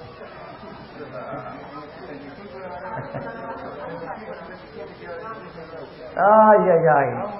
El Señor nos libre de las personas que colocan fechas. El Señor nos libre de eso. Ahora, noten, dice tiempo y la mitad de un tiempo, y cuando se acabara el esparcimiento del escuadrón del pueblo santo, es decir, cuando el papado deje de perseguir a los hijos de Dios, y cuando sucedió eso, 1798, todas estas cosas serán cumplidas. Y ahora noten, dice, y yo oí, mas no qué, mas no entendí. ¿Por qué necesita Dios explicar más? Podría haber terminado esto en el versículo 7, ¿sí o no? ¿Por qué no terminó Dios Daniel en el versículo 7? Porque Daniel no entendía ni papa.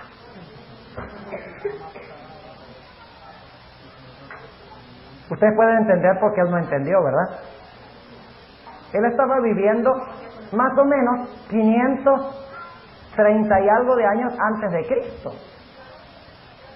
Todavía faltaban 2000 y pico de años para que se cumpliera esto.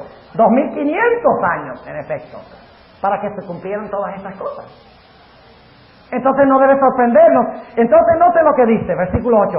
Y yo oí, mas no entendí, y dije, Señor mío, ¿qué será el cumplimiento de estas cosas? Yo quiero saber. Y nuevamente Dios le dice a Daniel, deja de ser tan curioso, hombre. Eso es lo que le está diciendo, versículo 9. Y dijo, anda Daniel, que esas palabras están cerradas y selladas hasta el tiempo del cumplimiento. Esa expresión es hasta el tiempo del fin, idéntica a la expresión que encontramos en el versículo 4. Cierra las palabras y sella el libro hasta el tiempo del fin. Es la idéntica expresión, solo que ahí se traduce hasta el tiempo del cumplimiento. En realidad es hasta el tiempo de ¿qué? ¿Hasta cuándo está sellado Daniel?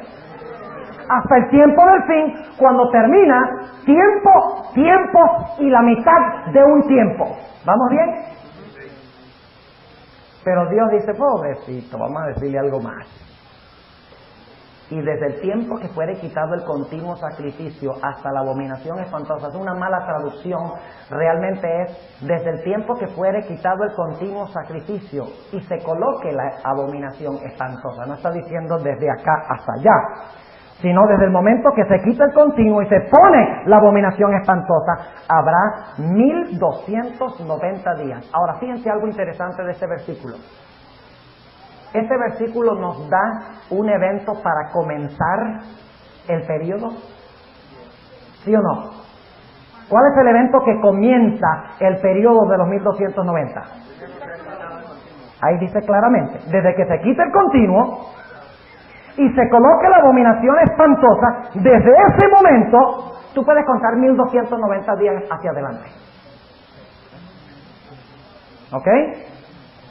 Cuenta 1290 días hacia adelante. Hay un punto de comienzo y un punto de fin. Pero ¿qué diríamos de los 1335 días? ¿Hay un punto de comienzo para los 1335 días? No. Dice, y voy a leer otra vez el versículo 11 para captar el contexto. Y desde el tiempo que fuere quitado el continuo sacrificio hasta la abominación espantosa, habrá 1290 días. Bienaventurado el que esperare y llegare hasta 1335 días. ¿Hay algún punto de inicio para los 1335? No. Lo cual indica de que el punto de inicio de los 1335 días es el mismo punto de inicio de los 1290. Y el hebreo lo indica claramente, dice, desde el tiempo que fuere quitado el continuo, y no sacrificio, el continuo, y se coloque la abominación espantosa, habrá 1290 días. Pero bienaventurado el que esperare y llegare hasta 1335. O sea que los 1290 y los 1335 empiezan o terminan, perdón, no terminan, sino que empiezan al mismo tiempo.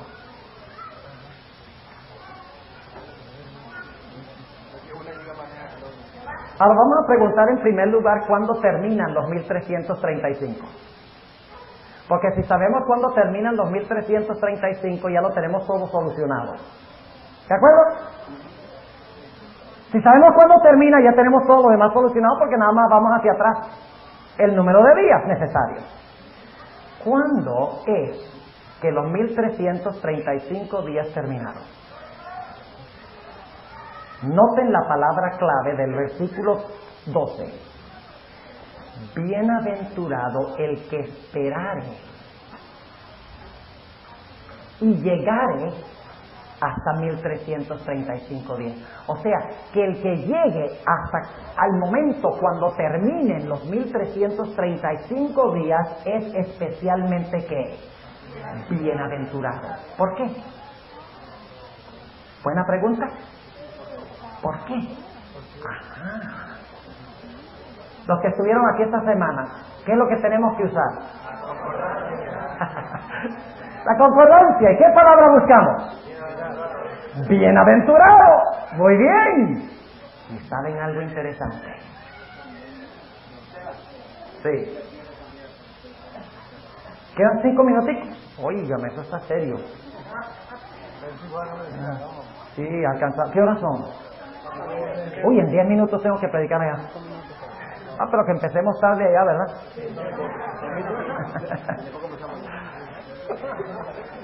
Hora hispana. Nada más hay 5 minutos en el café. Vamos a ver qué hacemos. Sí, vamos a terminarlo. Ok, vamos a terminarlo. Ustedes recuerdan que yo les mencioné que el cumplimiento de Apocalipsis 10 se encontraba, perdón, no el cumplimiento de Apocalipsis 10, el cumplimiento de donde dice cierra el libro, sella las palabras hasta el tiempo del fin, y luego entonces se iba a abrir el libro que llevaba a la proclamación del mensaje hasta 1844. Ustedes recuerdan eso, ¿verdad? Y luego se tragó el librito, dulce en la boca, amargo en el vientre, significa el chasco que se llevaron cuando Cristo no vino en 1844. ¿Qué proclamaron los mileritas? Y luego la iglesia adventista, los mensajes de ¿qué? De los 3 ángeles. Eso es muy importante. Ahora con eso en mente vamos a Apocalipsis 14:13. Apocalipsis 14 y el versículo 13. Y noten lo que dice Apocalipsis 14 y el versículo 13. Es el último versículo del mensaje de los 3 ángeles. Y luego el siguiente versículo habla de la conclusión del juicio investigador. Apenas se termina de proclamar el mensaje del tercer ángel que fue proclamado en 1844, cuando Dios le dio la visión a la hermana White sobre el sábado, como sello de Dios. Noten lo que dice. Vamos a leer desde el versículo 13 la primera parte. Y oí una voz del cielo que me decía, escribe, bienaventurados los muertos que de aquí en adelante mueren en el Señor. En Daniel 12 y el versículo 12 dice, bienaventurado el que esperare y llegare hasta este punto. En Apocalipsis 14:13, y ustedes recuerdan que dijimos que cuando dice hasta el que llegare hasta ese punto, se está refiriendo ¿a qué fecha? Apocalipsis 10, 1844. Ahora fíjense, en Apocalipsis no dice bienaventurado el que esperare y llegare. hasta 1335 días, sino que dice, bienaventurados los que de aquí en adelante mueren en el Señor. O sea que los 1335 días, comparando Daniel y Apocalipsis, indican de que este evento termina ¿en qué fecha? 1844, pero todavía nos queda una pregunta, y es esta. ¿Cómo es que un muerto puede ser bienaventurado? ¿Cómo es que bienaventurados los muertos que mueren de aquí en adelante? Obviamente, los que mueren desde ese momento en adelante son diferentes que los que murieron de ese momento para atrás. Porque si no, Dios no diría bienaventurados los que mueren de aquí en adelante. Hubiera dicho bienaventurados los que murieron en todos los siglos en el Señor. Obviamente hay algo especial en cuanto a los que llegan hasta 1335 días. Son bienaventurados los que lleguen a vivir hasta 1335 días y los que mueren de esa fecha en adelante. ¿Están entendiendo lo que estamos diciendo? ¿Qué es lo que los hace especialmente bienaventurados? ¡Oh! El contexto. Mueren en el mensaje de los tres ángeles, y específicamente del tercer ángel, que nunca antes en la historia había sido proclamado. Ahora, ¿por qué es que son bienaventurados? ¿Por qué están en una categoría especial? Porque resucitarán en la resurrección especial. Ahora vamos a hablar de la resurrección especial. Mejor mete uno de 90.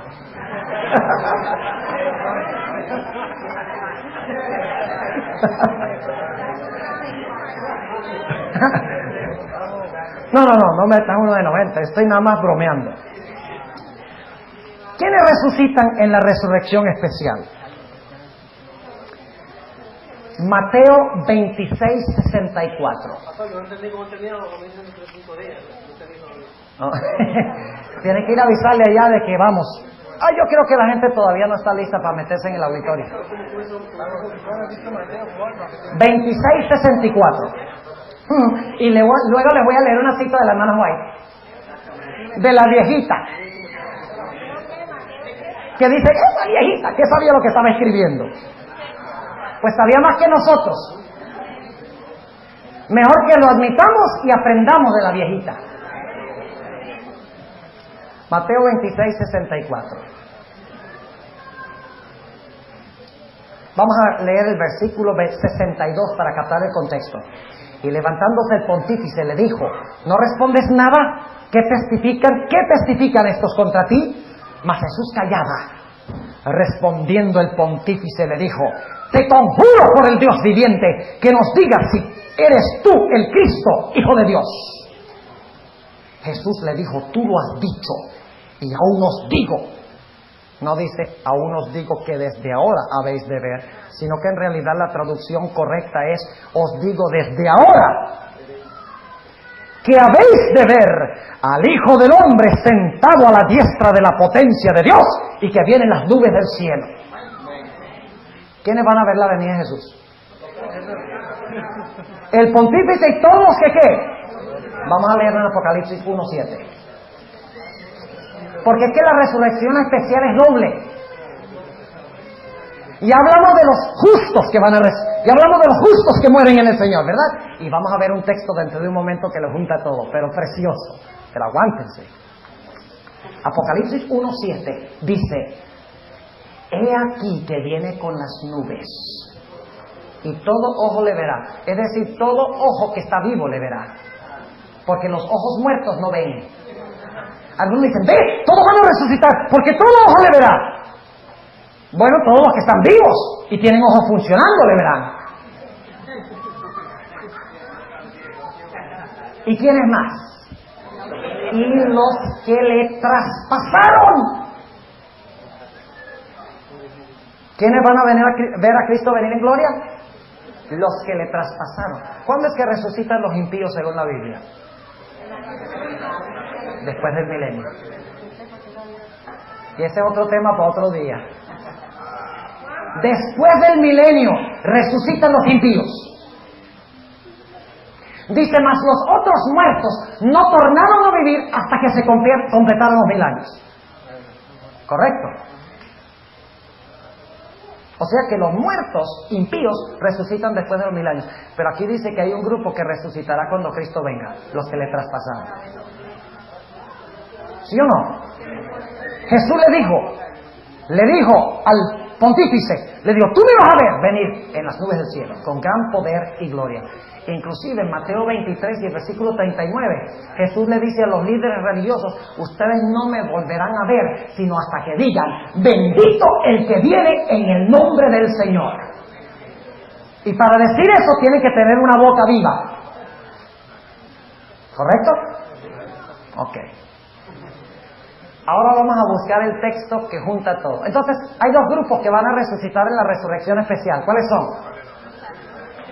Los que murieron ¿desde qué fecha en adelante? Desde 1844 en adelante.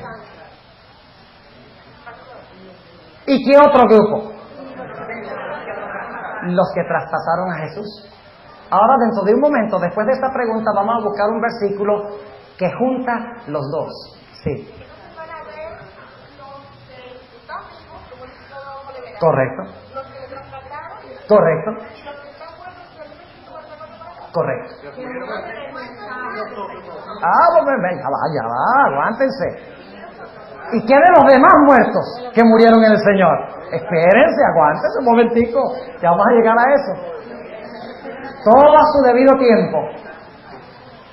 Daniel 12:2. Daniel 12:2. Es el texto clave de todo. Escuchen bien. Aquí ya les voy a hablar de la resurrección general, ¿ok? No se asusten. Si tuvieron tatarabuelos que murieron antes de 1844, no se preocupen, hay esperanza para ellos. Pero hay algo especial en cuanto a los que murieron de 1844 en adelante. Ahora noten.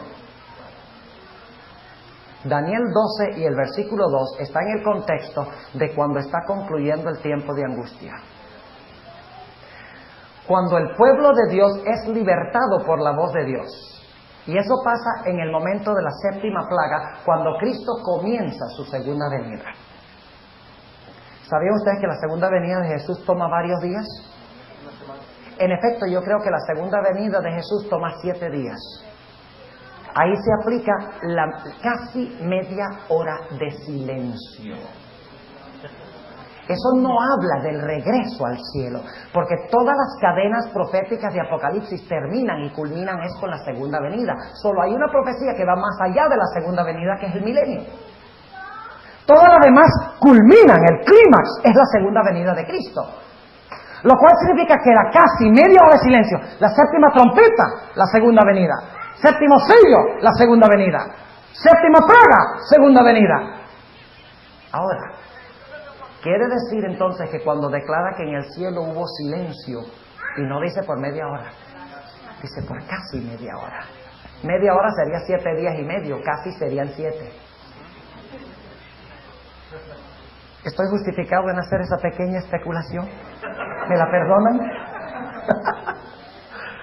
Yo espero que sí. ¿No es lógico? Y la sierva de Dios dice que toma varios días. Además de eso hay base bíblica. ¿Ustedes recuerdan la historia de Elías? Aquí es que hay que ir al Antiguo Testamento. ¿Qué es lo que hay que buscar en la Biblia? El número 7. Y vamos nosotros y notamos que Elías, ¿cuántas veces tuvo que tornar para mirar a ver si se veía esa nube del tamaño de la mano de un hombre? 7 veces. Interesante, ¿verdad?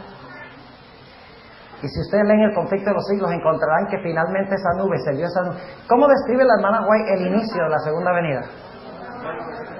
Como la mitad de la palma de una mano humana. Y luego se acerca y se acerca y se acerca. Y ustedes leen el conflicto de los siglos. ¿Qué fue lo que se llevó a Elías al cielo? Un carro de fuego. Lean el conflicto de los siglos, donde habla de la venida de Cristo, y dice que los santos serán metidos en el carro de fuego para ser llevados al cielo.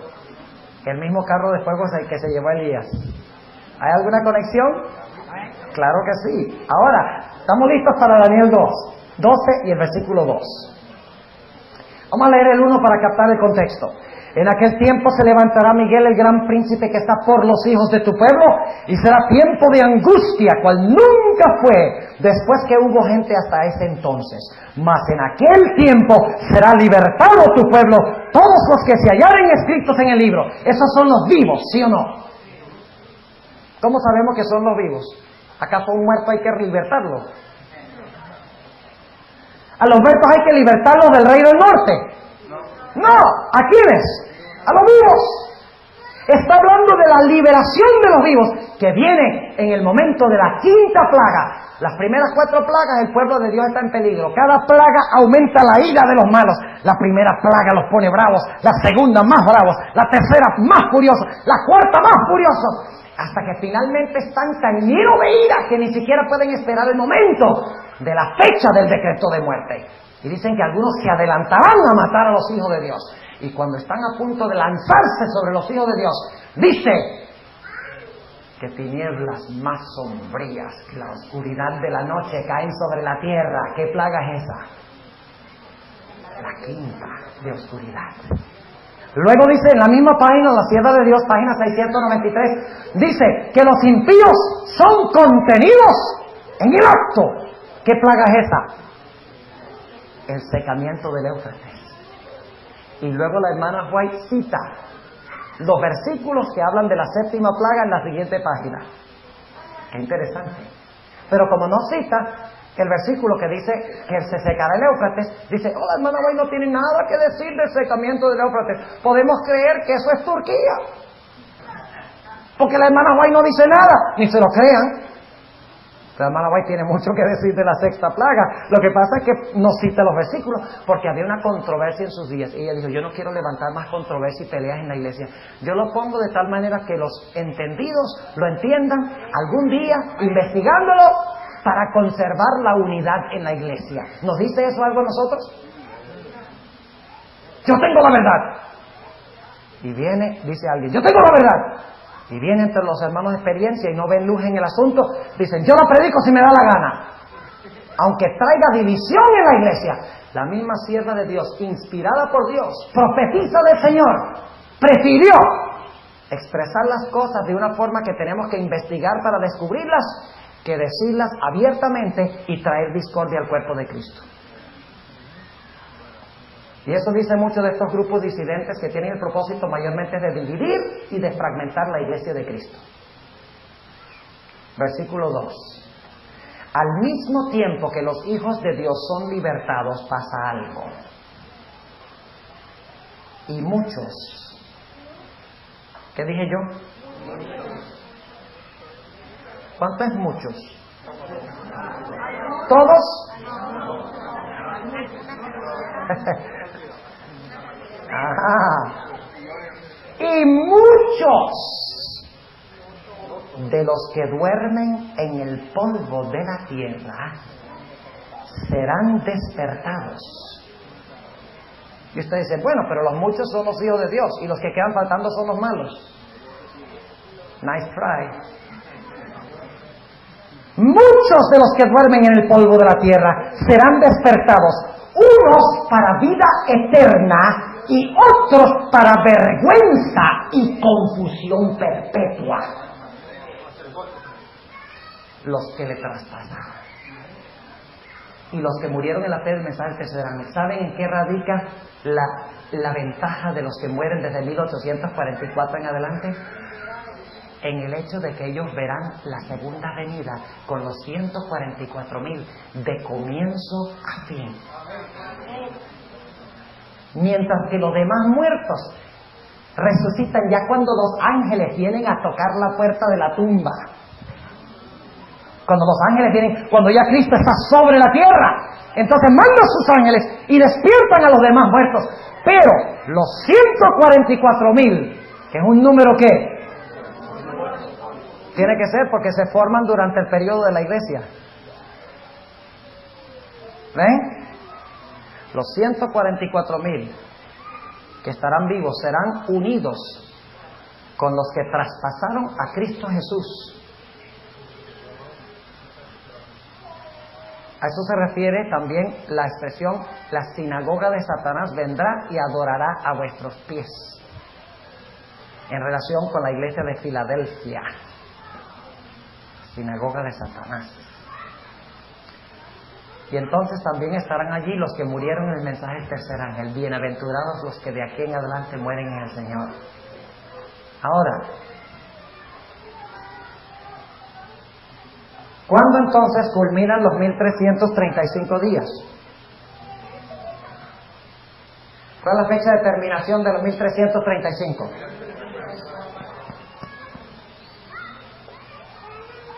Hacemos 1844 menos ¿cuánto? Menos 1335. Pero escuchen bien lo que voy a decir.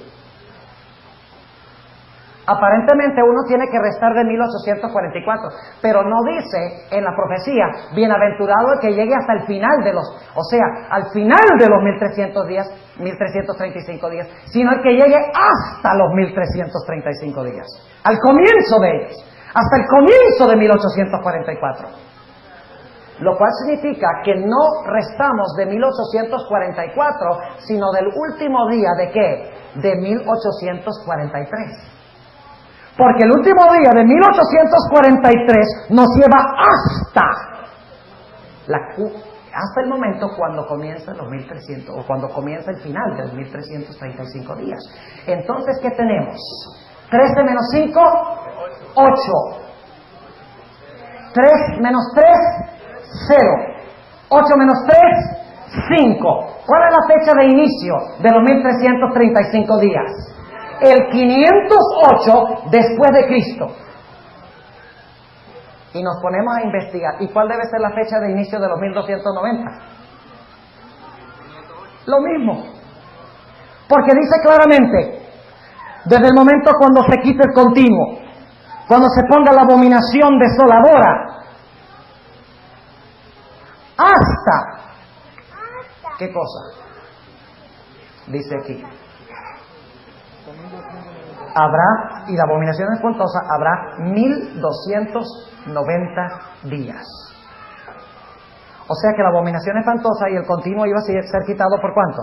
1290 días. Y luego dice: bienaventurado el que esperare y llegare hasta 1335 días, la misma fecha de inicio. Lo cual significa que los 1290 y los 1335 empiezan en la misma fecha, el año 508. Ahora, ¿qué es significativo de la fecha 500? Hoy, dicho sea de paso, vamos a mirar los 1290 días. Si los 1290 días comienzan en el año 508, ¿a qué fecha nos lleva? 1798. ¿No es esa la otra fecha? ¿Ya es hora? Ok, ya, 2 minutos, es que ya estoy terminando.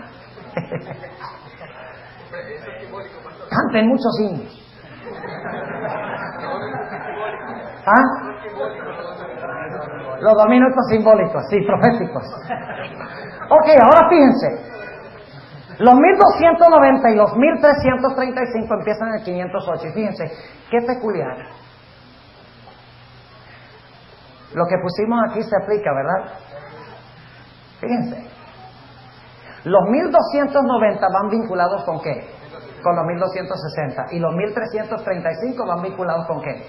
Con los 2300. Fíjense. Ahora, ¿qué pasó en el año 508? Ustedes pueden leerlo de una forma bien ampliada en el libro de Uriah Smith, Las profecías de Apocalipsis. Ahí les da todos los detalles. En esa fecha, Clodoveo, rey de los francos, por primera vez en la historia, le ofreció al poder papal todo su poder político para llevar adelante el poder de la Iglesia Católica. Es decir, le dio una base política para que la Iglesia Católica extendiera su poder quitara el continuo y pusiera la abominación espantosa a nivel de toda Europa. Y qué interesante que Clodoveo, quien le entregó las llaves de París al Papa, tenemos a alguien aquí que trabaja en París, que le entregó las llaves de París al Papa, exactamente 1290 años más tarde, París le arrancó las llaves al Papa. Qué interesante. Bueno, hasta ahí llegamos. ¿Cuánto les quedó claro la profecía de 1290 y 1335? ¿Les quedó claro? Ok, ha sido un placer estar con ustedes. Han sido buenos escuchas, buenos alumnos. Me he disfrutado mucho. Salgo bendecido de aquí. Que Dios les guarde. Vamos a orar. Y ahora vamos a...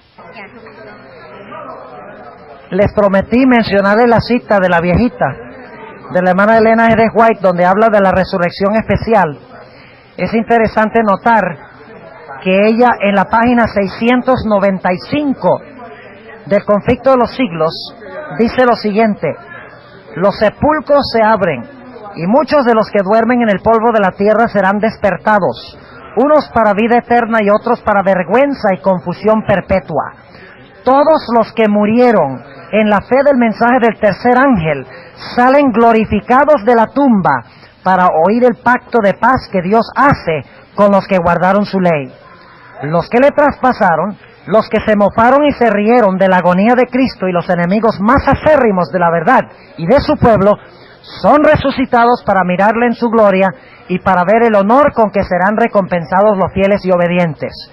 Y luego más adelante en el mismo capítulo, la sierva de Dios habla de la resurrección general de todos los hijos de Dios que murieron antes de 1844, lo cual significa que los que murieron después de 1844 están en un grupo especial.